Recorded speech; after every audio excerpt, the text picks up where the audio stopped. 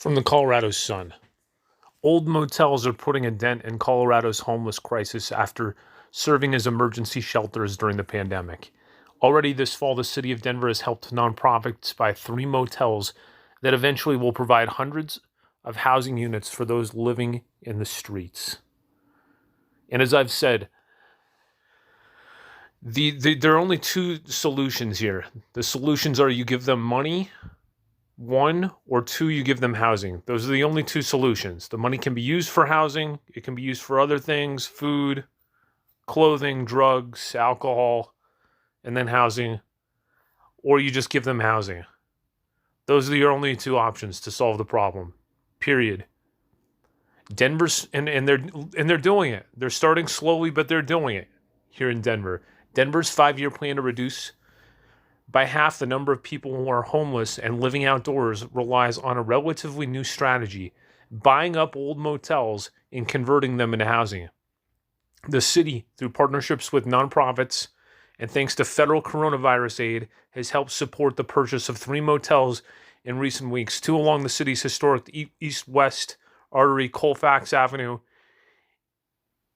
and the other north of downtown. Other similar deals are in the works. The one thing is I just hope the Bugs Bunny Motel is a part of this, but maintaining the name. It must continue to be named Bugs Bunny Motel. But as I was reading this, one of the motels I've actually stayed at, it's a La Quinta, kind of by Coors Field.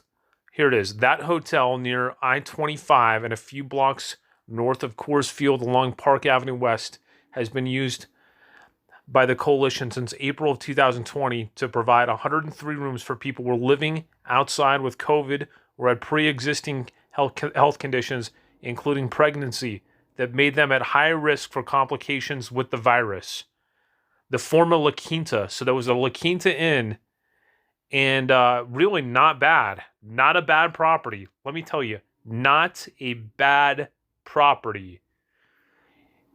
You know, it's not the Four Seasons. It's not the Ritz. I would argue that they should be provided with hotel rooms at the Ritz-Carlton.